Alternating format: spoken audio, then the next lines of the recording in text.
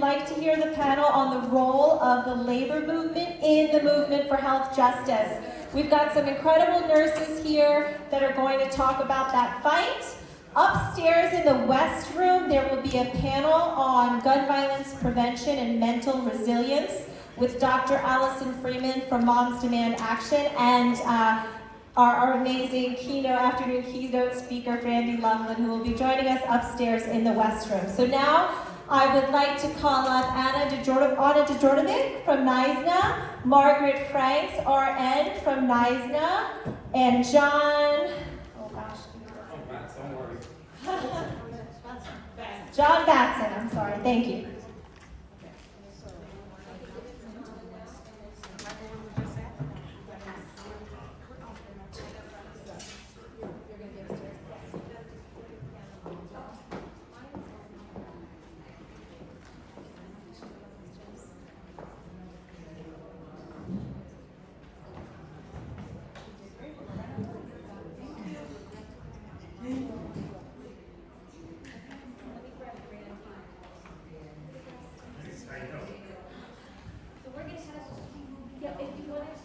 Please enjoy some NYSNA art from our fabulous designers in-house.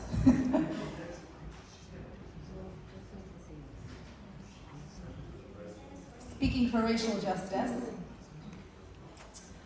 So NYSNA presents Racial Justice, the New York Health Act, and the role of labor in the movement for health justice. Good afternoon, everyone. My name is Anna. I'm actually a staffer at the New York State Nurses Association. I'm a labor educator, so we do a lot of political education as well as organizing. And it is my great pleasure to be here with you today. I'm going to take what I hope is only about 10 minutes to kind of give a little bit of context, much of which you may have already heard earlier today, but basically what I really want to do is set up our fabulous speakers today. We have two amazing RNs. Margaret and John, Margaret Franks and John Batson are both on the statewide executive board of the New York State Nurses Association. Margaret is also the chair of the Single Payer Committee at the New York State Nurses Association, and John is also a member. So what I'd like to do is, as I set us up for our talk this afternoon, really hand it over in about 10 minutes, as I said, to hear about what bedside experience is like for nurses, what it means to be an activist, a union activist, and how the intersection of health justice and labor and bedside work all intersect, and why we need the New York Health Act. So I like to start any presentation I do on health justice with this powerful quote. I'm not sure it came up today, but injustice in healthcare is the most shocking and inhumane in the energy that this photo brings, right? The illustrious Dr. Martin Luther King Jr., of course. But I also like to add Fannie Lou Hamer's "I'm sick and tired of being sick and tired," because I love kind of the beautiful and tragic alliteration and the poetic, feeling of this saying, and the idea that she is so sick, right, that she's going to join the movement and do something with it. So this feels to me like the first step before you go into action, which is what we're all about. I'm just going to go really quickly through the agenda. I want to do a little bit of background, talk about a historical perspective, a little bit of workforce, infrastructure, and financing, all of which is going to set us up to understand where we are today. And then after we hear from Margaret and John, we'll talk a little about fighting back, solutions, and of course throughout we'll make connections with labor, race, and healthcare. If you've been in any workshop with me, you will have likely heard me start any conversation about health with this definition, which is from the WHO, another body that concerns itself with global health that we've heard quoted earlier today, is that health is a state of complete physical, mental, and social well-being, and not merely the absence of disease and infirmity. And the one thing that I really want us to focus on today is the social well-being, because this is what has been emphasized over and over today. These are the social determinants of health. This is the built environment. This is the natural environment. These are the policies, the politics, the economic, and all of the systems in which we all live, learn, grow, play, and so forth. But additionally, the WHO also says that it's the government's responsibility for the health of their peoples, which can be fulfilled only by the provision of adequate health and social measures. And I want you to have this top of mind, right, as we go through the rest of our presentation, and just what it would mean to have something like the NYHealth Act, which is obviously our government fails, right, in the provision and in attaining, right, this kind of requirement that the WHO sets forth. I like to quote somebody who I get a lot of inspiration from, Dr. Kamara Phyllis-Jones, in her definition of racism. She's a medical doctor and an MPH, and she says that racism is a system of structuring opportunity and assigning value that's based on race, that on the one hand unfairly disadvantages some individuals and communities, conversely unfairly advantages other individuals and communities, and overall undermines the realization of the full potential of the whole society through the waste of human resources. So what I'd like us to really keep in mind today is that racism is an ideology that permeates every aspect of our society and all of our institutions, and this is what the pastor really talked about this morning, and what I like to also show, which is that medicine, science, and indeed healthcare, right, are part of these institutions in which the ideology of racism is imbued, right, and they don't sit apart from it.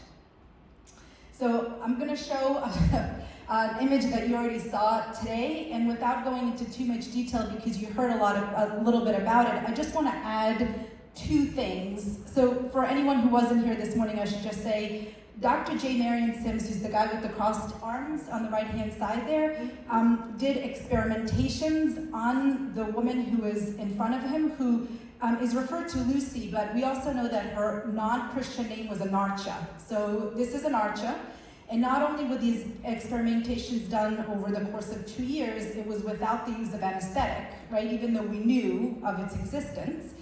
For a couple of reasons, one of which is, as an enslaved person, right, her body was deemed to be disposable, but also because it was erroneously, obviously thought, and we still, to some extent, think to this day that black people feel pain differently to white people, and see, she wasn't worthy, right, of being administered something like anesthesia to, right, manage the pain. In addition to be considered the father of modern gynecology and obstetrics, a ton of procedures and other instruments in labor and delivery continue to be named after him.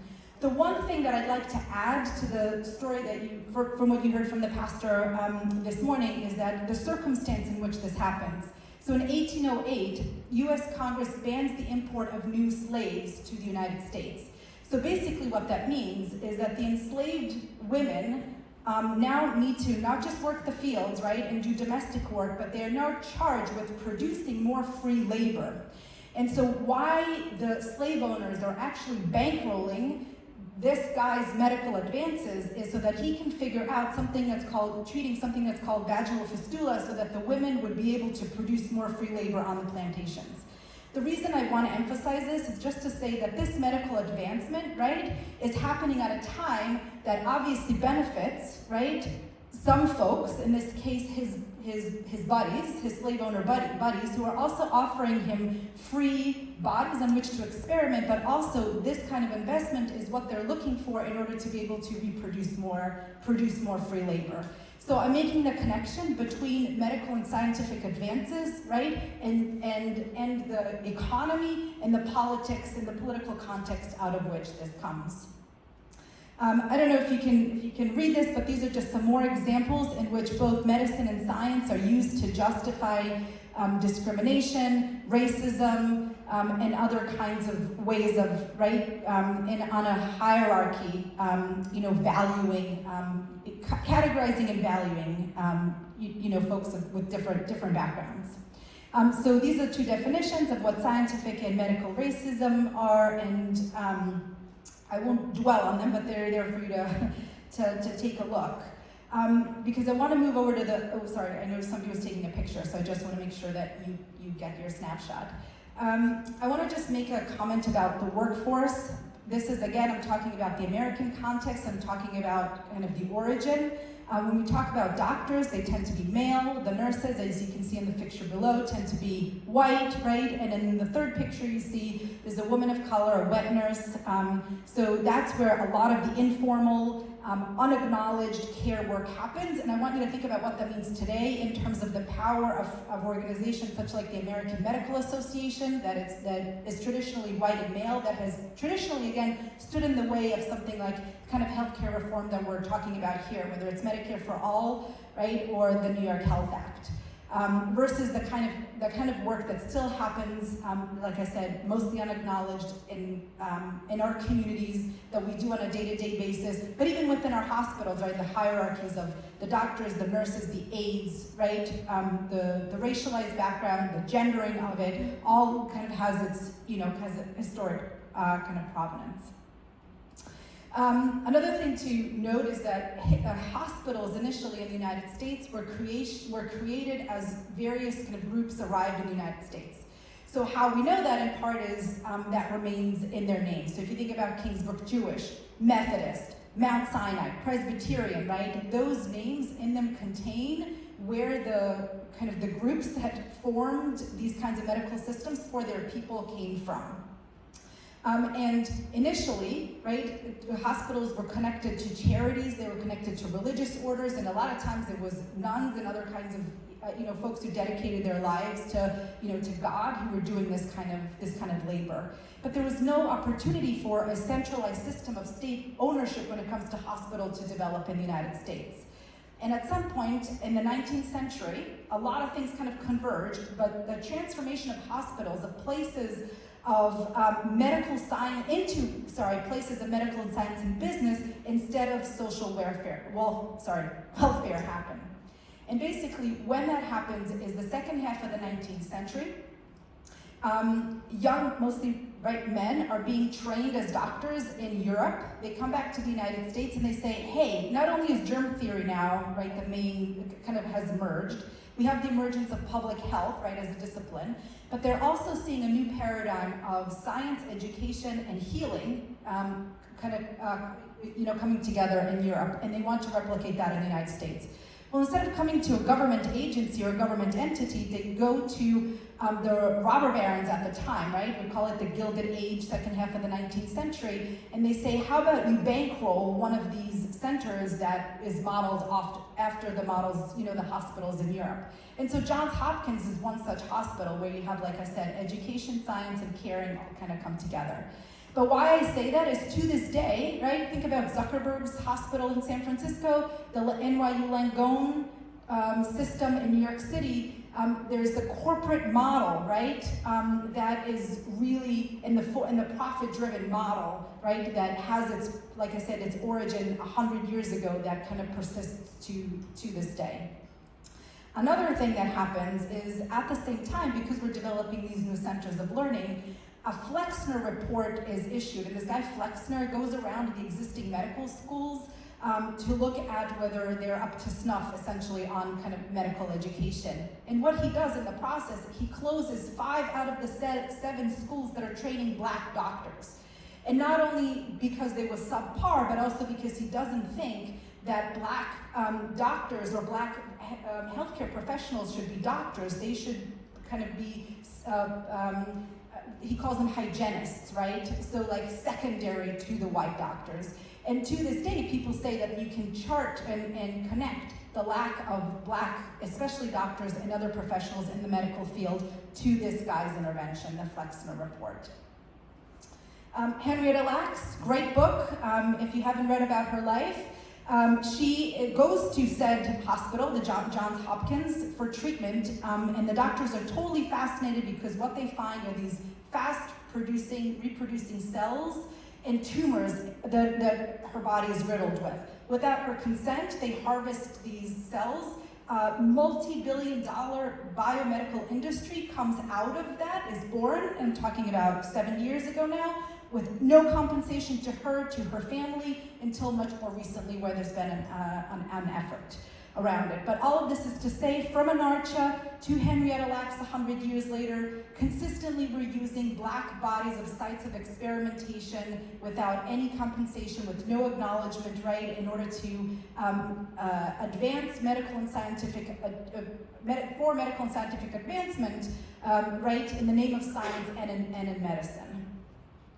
And finally, something we've been talking about all day, stats you've been seeing all morning around how much money we spend versus how bad our outcomes are, how fragmented, highly wasteful our financing aspect is, the concept of medical debt, which is uniquely US, the tying of insurance to some of our jobs. And I just want to mention one thing which is going to become kind of important as we talk here, but farm workers and domestic workers are left out of the Social Security Act, which are mostly jobs done by African Americans and now more recently immigrant, right, people of color, in the context of who has government safety net and security, right, access to the kinds of things that, again, I want to connect to what the role of government is. So part of why I wanted to share all of this is just to say that the idea of our healthcare system, right, from the very get-go, from its origins, right, is deeply, or racism and actually gender-based oppression are very much baked into all of our institutions and our systems. And those are just some examples of what that actually looks like and what we're still dealing with today as we dismantle this system. So, bringing us into the present moment, I would very much love to bring Margaret and John into a conversation to talk a little bit to us today about what it's like to be a nurse in particular. I'd like to start with that question, in this fragmented, for-profit system, and how that shows up for you when you're treating patients. Maybe we can start with just talking about what that looks like at the bedside. Hi, everyone. Just hold it. Can you hear me now? Oh, there we go. I think I got it, yeah. So I'm Margaret Franks. I'm a registered nurse. I work at Batson Brothers Medical Center in Poughkeepsie, New York. I'm also chair of NYSNA's Single Payer Committee. And how I came to be in that position is single payer is something that is very near and dear to my heart. I grew up in Ireland and I had access to a national health plan. When I needed care, I got it. I didn't know anyone who went without. Ireland is not perfect, though you might hear different this weekend, but when it comes to our health care, you know, they take care of their people. Ireland is just a little over half the size of New York State. We do not have anything like the infrastructure that's in this state, that's in this country. We do not have the number of hospitals, professionals, but we still get it done, just like many other countries in the world. I came out here in '88 and I was undocumented for almost 7 years. So I had nothing in terms of health insurance. So I know what it's like to be on both sides of the coin. I went to nursing school, graduated 10 years ago, relatively new in the world of nursing. But 8 years ago, I became a NYSNA nurse at one of the hospitals I worked with. And suddenly, my family went from paying $900 a month to keep the 4 of us covered to paying $0 for health insurance. So that's what being in the labor movement has done for me with regards to health insurance. I have access to pretty much whatever I need, and so does my family. Now, next year, my daughter is going to turn 26. So she's going to be kicked out of the family plan. So I tell her she has a year to get her act together and find a job that's going to cover her the way that she has become accustomed to. Just because you're insured in this state does not mean you are covered. Even I get bills in the mail. My son had his appendix out last year. We're still getting bills. Right now, it tops just over $40,000.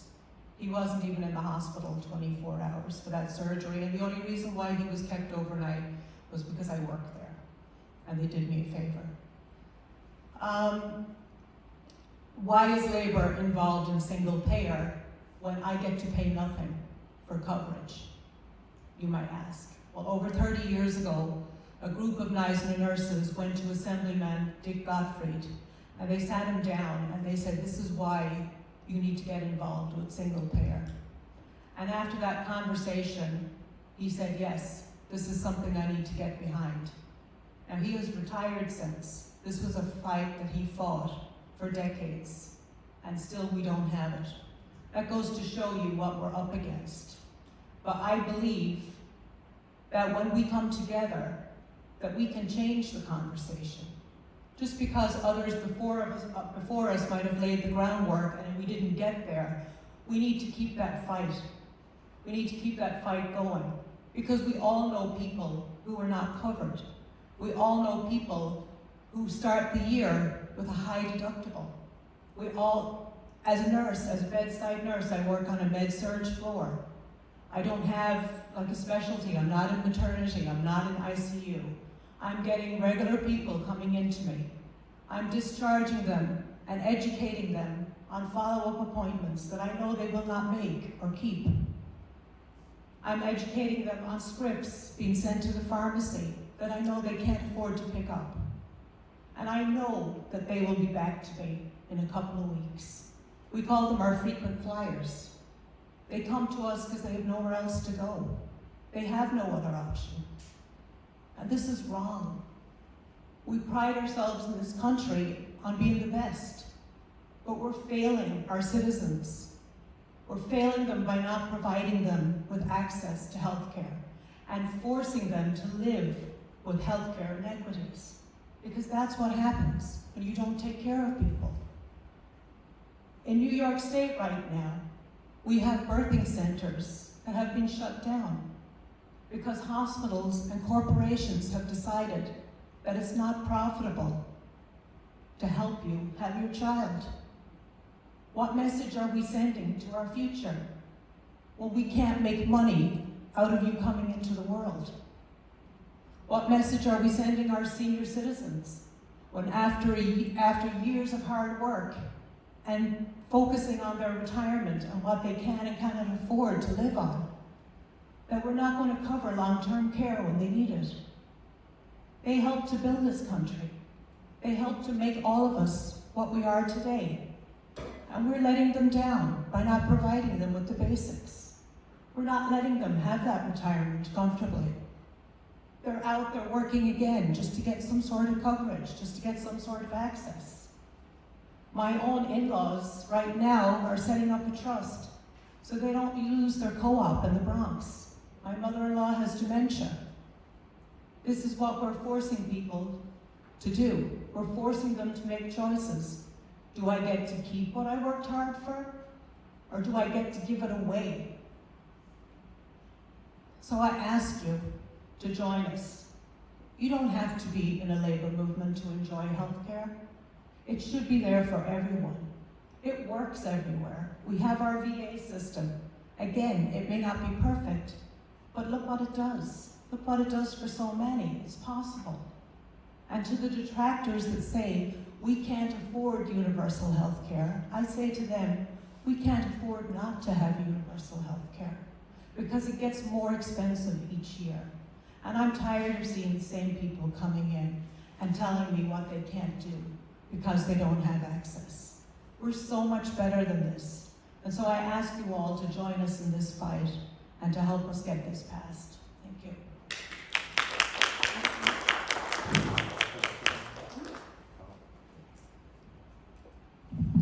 Good morning, everybody. My name is John Batson. I'm an RN at ECMC, and I'm also part of the executive committee in our local bargaining unit and a NYSNA board of director member. I've worked at ECMC for 21 years, and I asked, how do we become more involved with advocating for single-payer health insurance? And I say that it's impossible not to. We see horrific injuries and illnesses at ECMC on a daily basis. And some of the things that your neighbors suffer from, you wouldn't believe it and you wouldn't understand how they can endure what they go through. One of the patients I took care of this week, her name was Patty for her first name without giving out any other information, but she was a woman who left her home and she went to the Tops Market on Elmwood Avenue. And it said in her report that she stayed there for 8 hours while asking for a ride home from strangers. The top staff became aware that she was outside asking for a ride, and they called the Buffalo police. After the Buffalo police arrived, she was unable to get into their car, so they called an ambulance. That ambulance brought her to ECMC, where they diagnosed her with illness that required her to need ICU care. She had a historical record of illnesses for which she didn't take any of her medications, and that was apparent. And when you spoke to her, she just said that she couldn't afford it. She left her home to go to TOPS to get whatever she could for that day and then go home, but home didn't happen. She's still currently in the hospital. As we went through her belongings, we emptied her personal bag to tally her personal effects, and there were maggots dropping out of the bag and onto the floor. The staff, my coworkers, picked up maggots off the floor and put them in disposable bags to get rid of them. But her presentation is not uncommon. We have people who come in urine soaked, fecal stained and soiled and infested with bugs and parasites. And that shouldn't be acceptable, and it shouldn't happen in a state like New York, and it shouldn't happen here in Buffalo. The people that present to ECMC are all of our neighbors. It doesn't matter if you live in Buffalo, Cheektowaga, Clarence, Orchard Park, Amherst, or anywhere. These 8 counties of Western New York are all served by ECMC, and we should all be invested in caring for our neighbors. Can I ask a question? Yes, give it up. So ECMC, for anyone who's not from around here, like myself, Erie County Medical Center. Yeah. Is there something you can say about Erie County that is sort of its characteristics and maybe connected to healthcare reform that we're fighting for? Sure. I was going to say that ECMC, this is a blue collar town. Everyone here knows that, and this is a working person's city. I was going to say I came with a lot of other things to mention, but I was struck by Ebony and Shannon earlier. For those who weren't here, they described birthing experiences. Ebony said she experienced 2 horrific birthing experiences while at local hospitals, and Shannon also experienced a horrible birthing experience. At one point, Ebony said that because of the way that the doctors spoke with her and told her disparaging things about her presentation and her family size, that she at one point ran out of the hospital, and it was a nurse that chased her down outside of the hospital and led her back to get the care that she needed. Shannon as well said that she overheard staff members making negative comments and offering poor communication, and they didn't explain her condition and things that she didn't expect and was unprepared for. They weren't willing to explain what was going on. So I was going to say, although those are unfortunate occurrences, they're not uncommon. Let me just put my glasses on here. The culture that we have here in healthcare is that many people who work within healthcare don't feel they need to explain your plan of care or the misunderstandings that you may have about your disease process. And although the perpetrators of these transgressions are individuals, the issues are systemic. They're system-wide. So you wouldn't allow a person like that to continue to work if it wasn't accepted by the leadership. So I would say that we as a people have to hold the entire institutions responsible for the care that those caregivers provide and challenge them to do better each time that you can identify that a misstep or a break in care has occurred. I was going to say that each nurse and her situation, Ebony and Shannon specifically, they had a charge nurse, they had a manager, they had a nurse executive, and those doctors that spoke to her in a degrading manner, they had chiefs, attendants, and medical directors.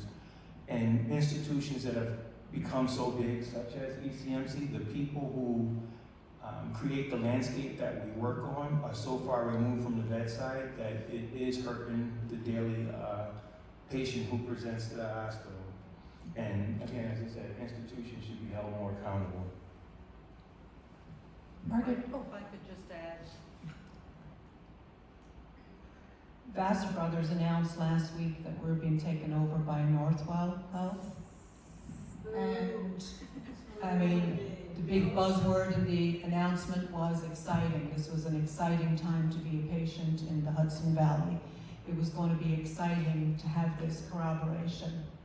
As a nurse, I'm not excited by this. This is our third takeover since I started working there 6 years ago. And every time it gets progressively worse. Bigger is not better. Bigger means you're going to get squeezed more. They have more resources to come in and study what it is you do each day and say, you only have 7 patients, we think you could have 8. You have half an hour for a break, do you really take it? You don't think you need it, and we don't take it. Because every day that we're there, we say to ourselves, do I want to spend half an hour having lunch, or do I want to wait at the evening at the end of my shift and do more charting? Because it's all a numbers game. Last year on my floor, out of 730 day and night shifts, only 17 were staffed appropriately at the beginning of the shift. If I have 8 patients, that's 7.5 minutes out of every hour that I have to give that patient care. The acuity of our patients is higher than ever. A lot of people put off care during COVID because they were afraid to go to the doctors. They were afraid to go to the hospitals. They're sicker than ever. They can't ignore it anymore.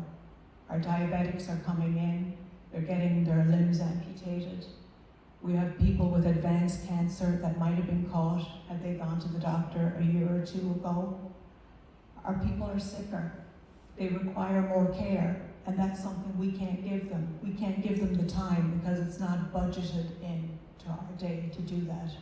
As soon as a bed becomes empty, it's filled again. Housekeeping knows they have literally 20 minutes, if that, to get that room ready for the next person to go in. Yet every hospital website and every medical center website will say we provide quality, excellent patient care. We do not. We do not even come close to it. We are doing the best we can, and sometimes, I'm not using it as an excuse, sometimes your nurse has so many things on their mind that it comes across that you're indifferent. But when you're constantly being bombarded with calls and family members coming out to see what you can do for them, and in your mind you're thinking, I have 7 other people that I need to get to. I have 8 people that I have to medicate in under 2 hours, but I'm supposed to educate each person on the medications I'm giving them. We all should be informed patients. It's the minimum that we deserve. We should know what we're taking and why we're taking it. We should know if there's another option. I would love to be able to spend that time. I would love to be able to make that connection. The most rewarding thing about being a nurse is that before you even meet your patient, they already trust that you're going to do the best thing for them. So I may not be able to give them my full time when they're in the hospital, and I may maybe see just over 1,000 patients a year that would be under my charge. But as an advocate for the New York Health Act, I can help impact millions of New Yorkers and make their healthcare experience better. And that's what keeps me going, knowing that what I can do today might help more tomorrow. Margaret, it sounds very much like what you're expressing is similar to Fannie Lou Hamer's "you're sick and tired of this," right? And so you decided to do something about it. I just really want to emphasize something that I have on the slide behind me, which is that whenever there's oppression, there's resistance. And so before I go to my next question to you, which is going to be, can you describe a little bit what resistance looks like for you? At the bedside, what does it look like as a union activist? What does it look like, right, as an advocate for your patients? I want to just remind folks that historically, right, I mentioned the AMA, which is a very powerful organization of mostly white male doctors traditionally that's been blocking healthcare reform. When they closed the doors to black doctors, the black doctors didn't sit by, right? They formed the NMA, the National Medical Association. When the Black Panthers and the Young Lords, incredible activists and political groups came together to fight against oppression, they centered community health, healthcare, as part of it was a central tenet of their program. And you heard so much this morning about the roles of doulas and midwives in improving healthcare, health outcomes, especially in Black and Brown communities. So all of these ways are examples of ways in which people come together to fight, these systems of oppression under which we toil every day and live. And I'm just wondering if you can share a little bit what that looks like within the unions. What are some channels that you have within NYSNA to do this kind of resisting? I would say that, just keeping my thoughts clear, I would say ECMC, as we know, children's and ECMC are only safety net hospitals here in Buffalo. ECMC has over 500 beds, and those beds don't include the emergency department. Often EMS is able to bypass other outlying hospitals to bring patients in need of care to ECMC, and the reason that they bypass those hospitals is because many of those patients are Medicaid recipients. And by saying that, ECMC is only reimbursed 70% of the chargeable rate for whatever medical care that they're administering to that person versus someone else at a Collider or a Catholic facility. You factor the fact that those people are diverted to ECMC with other people who arrive for traumas, medical emergencies that include burns, and others who use the ED for primary care. You have a recipe for disaster, more or less, where all of these people are in need of care and you're all frustrated because we can't move anyone. When the things that are unique for West New York even includes the fact that when you issue a code blue and it's cold outside, you have homeless people who come to the hospital because they don't feel safe in the shelter. And now the nurses are charged with moving these people through the ED and up to the other floors. And I was going to say that depending on your position, you may require a larger team of caregivers. We have the nurses themselves deal with things like language barriers. There's people who speak English as a second language. Some are illiterate, they suffer with dyslexia. And then there's other cultural differences that also complicate the patient and provider experience.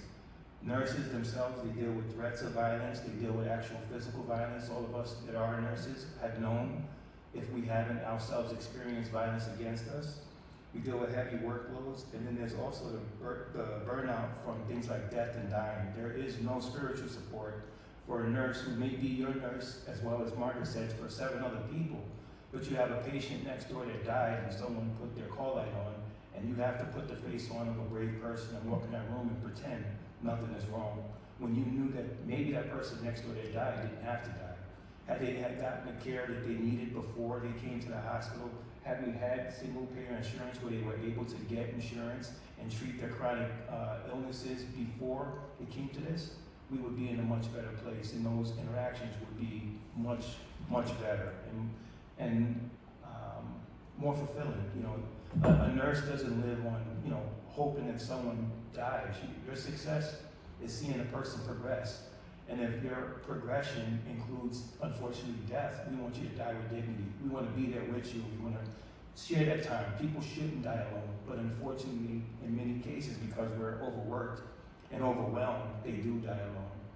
And this is a reason why we have a common interest to find a common good and advocate for a single health payer insurance in New York State, because by doing this, we would spread the need for care, the provision of care out, and these hospitals wouldn't need to be bypassed in the future. The person that has a hospital choice, whether it be Buffalo General or Sisters Hospital or Suburban, can go there and get the care that they needed if they were insured, because they wouldn't be pushed away for lack thereof of good insurance. So I think that instead of hospitals creating programs to attract commercial insurance, they should invest in people and invest in providing quality care. And every patient should be a VIP. You read commercials, we all see the commercials to go where the bills go, which is ECMC. Each of us should be treated like a Buffalo Bill and get the care that they would get, because we all deserve it. Right on. And Margaret, did you want to also just touch on how your work is possible through the union and the single payer committee? Is that a good channel for doing the education and advocacy you spent some time in Albany recently. I spent some, we had our lobby day and we got to meet with the legislators. We met with Senator Rivera, who's helping to sponsor the bill, and Assemblywoman Amy Pauling. So when nurses come into the room, people tend to listen because we're the voice of conscience. We don't have to do this, but it's literally part of why we do it, because we want to help people. We want to make sure they have a good outcome. We know what good health looks like, and we know what it looks like when it goes wrong or when you can't have it. There's no parent out here that would willingly deny their child access to good health care to make sure that they grow up into a fully functioning person of society. We have a problem, and nurses know it, and nurses are highlighting it. You saw when the nurses went on strike down in the city, they were striking for staffing levels. And why? Because they want to be able to provide the kind of care they know they can provide. And you can't do that if you're overworked and overwhelmed. The industry will tell you that you have a nursing shortage in this country. You hear it all the time.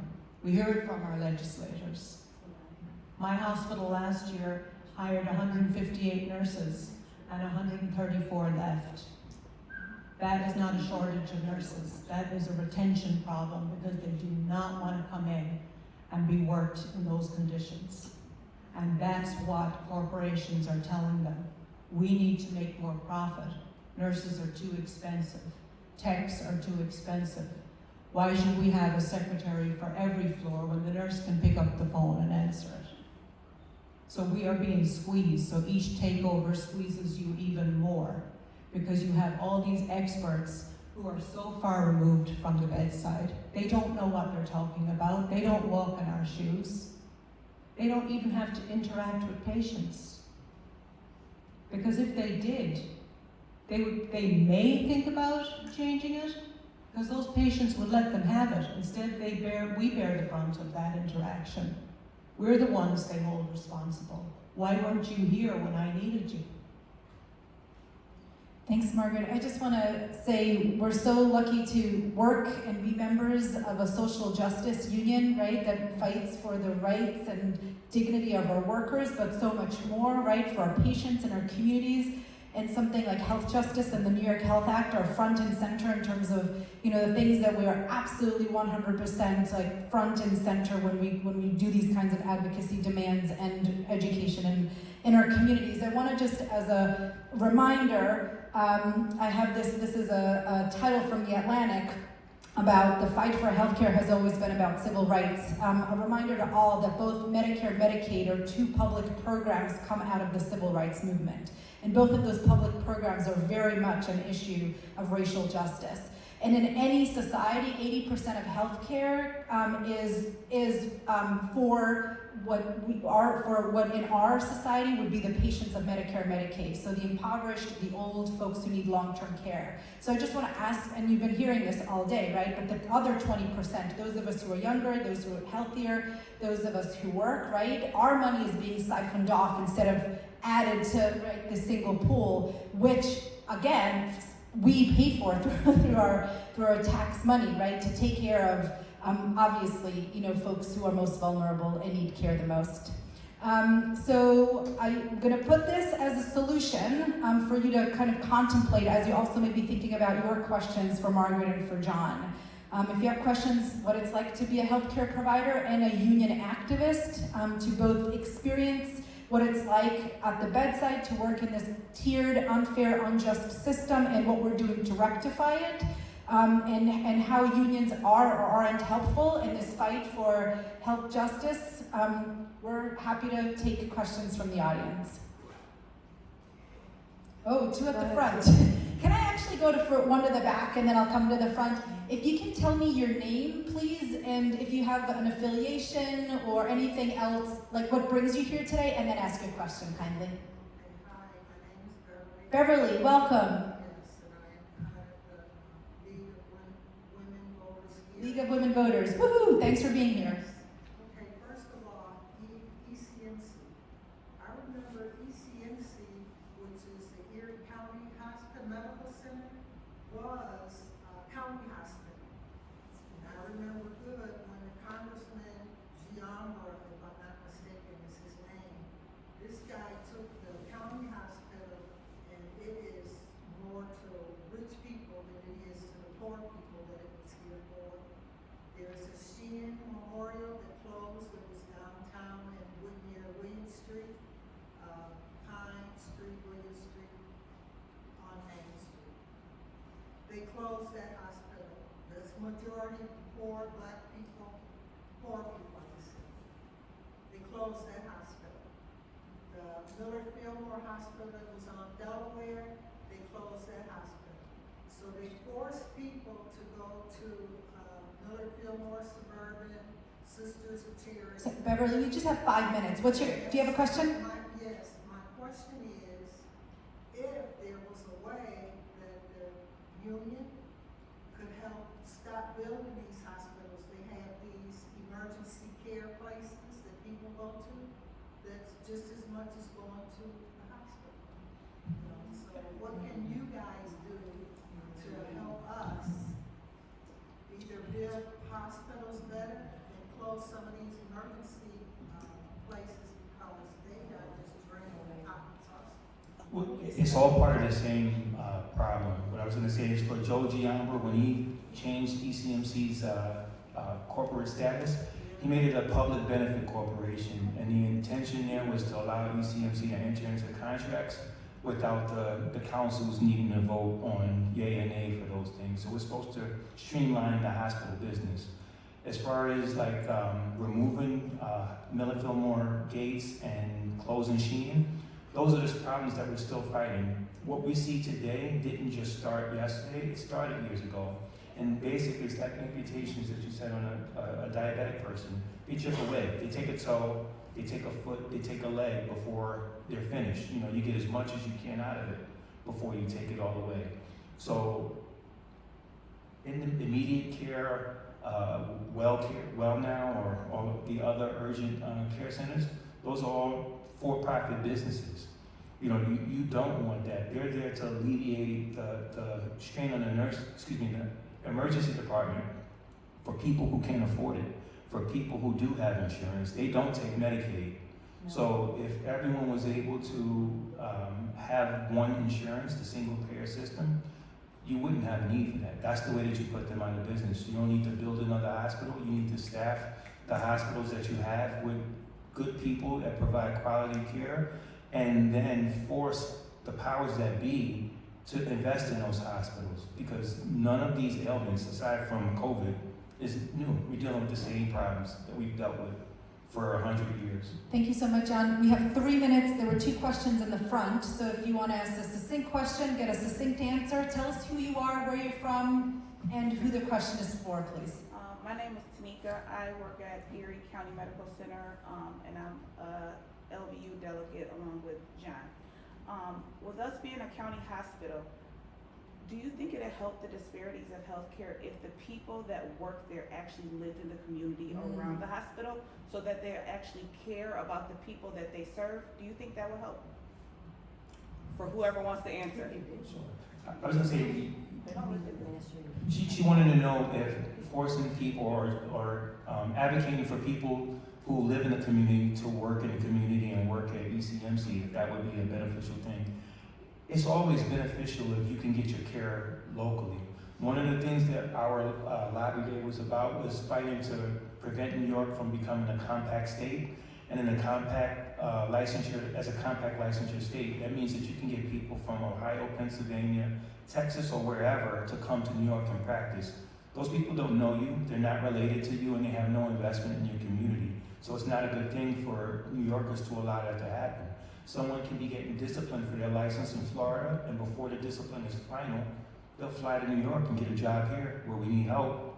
And they may be a nurse today after they stole drugs or had some other professional issues wherever they came from. So it is complex, but the fight starts at home. So if people lived and worked in their community, or the hospital itself supported the community, all of the turnout would be better.